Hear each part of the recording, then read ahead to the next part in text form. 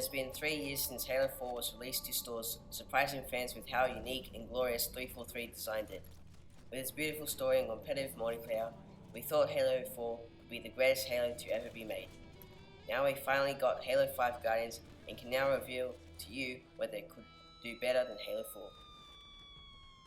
Halo is probably my favourite franchise I've ever played, and I couldn't wait to play through Halo 5 once I got it. Now my first impressions on Halo 5 were the unusual art style. Now I thought Halo 4 felt a little different, but this took it to a whole new level. Absolutely everything is different. Weapons, armors, the architecture, and especially the forge. But did I think it was bad? No, I thought it was different, yes, but I respected it. It is more modern and colourful, yes, but it's just so more complex, the detail. There's a big difference. Halo is known for being a simple to understand game, but this just makes it more harder in my opinion. The game looks beautiful, don't get me wrong, it's just so much compared to the Bungie series. Second thing I realized as I went into multiplayer is there's no forge or split screen. No split screen, why? Is what they said. Forge will be coming in December and they sacrificed split screen to keep the 60 frames per second consistent, and I did not agree with that. I'll play at any speed as long as it's over 25 frames per second. I wish I could play split screen with my brother on all these new maps, the campaign and even the new forge. Now forge is good, really good. You can build almost anything because now you can change the color of every block. There's at least 7,000 items to use currently, and now you can snap multiple items together to create a dinosaur or your favorite Pokemon. It's fantastic. Now we also have cool stuff like weather, trash, fog, lightning. We can even create a flood now. Now, if the rest of the game was as good as the Forge, I'd give it a 10 out of 10. But unfortunately, the game isn't as good as we had hoped. Before we get to multiplayer, we'll look at the campaign. Now the campaign starts off good. Really good, as the first 2 levels introduce you to 2 teams, Fire Team and Blue Team, as they gun down mobs of enemies without a scratch. The story goes Master Chief has been contacted by Cortana and is told to travel to the planet Meridian to save her. The UNSC don't know about this and send a team of Spartans including former ONI agent Locke to hunt down Chief and bring him in for questioning. Now that's all I'm going to say for spoiler reasons, but I will cover the rest of the story in a later episode. Now the campaign consists of 15 missions. Problem is, they average around 20 minutes at the most. That is short for a Halo game, which usually has about 10 missions that each last about 30 minutes to an hour. Now a lot of people are saying it took about 4 to 6 hours to finish.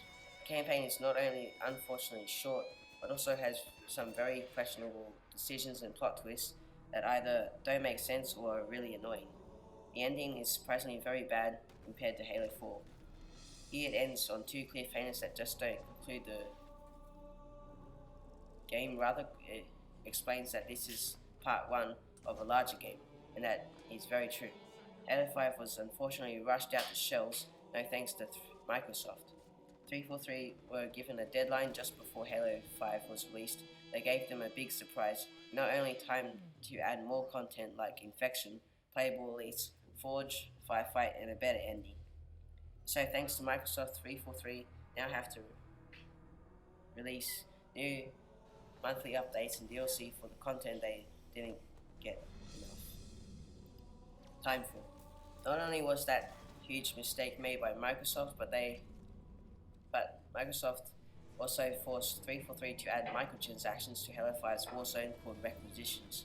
What this does is allow you to get points from completing matches and using it to buy packs of cards that contain weapon skins, armor, and most oftenly rec items that, like weapons and vehicles, that you can only use once in a Warzone match.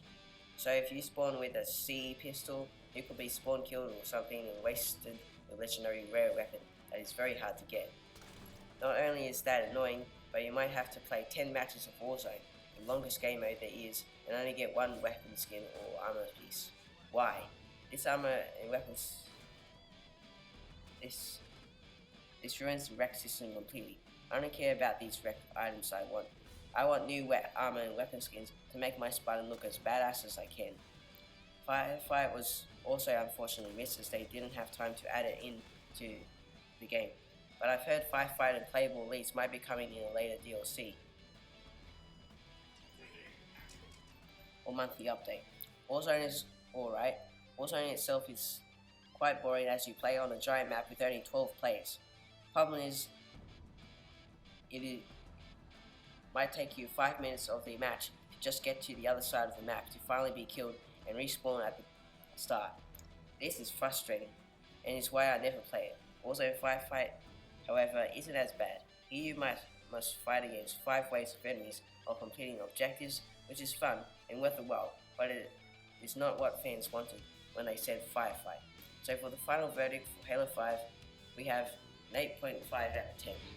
No, it's not that bad. It has fantastic forge, good graphics, and a good campaign, besides the few questionable decisions. The multiplayer, on the other hand, is incredibly good. Infection is my personal favorite of the mod. People are saying it's as good as the Halo 2 days, and I believe it is really good, besides the lack of game modes. It's really fast with tons of good maps that are continuously being added by the Forge community. Anyway, I'm EddieSpagheddie, and that was my review on Halo 5. Comment, like, subscribe. Thanks for watching.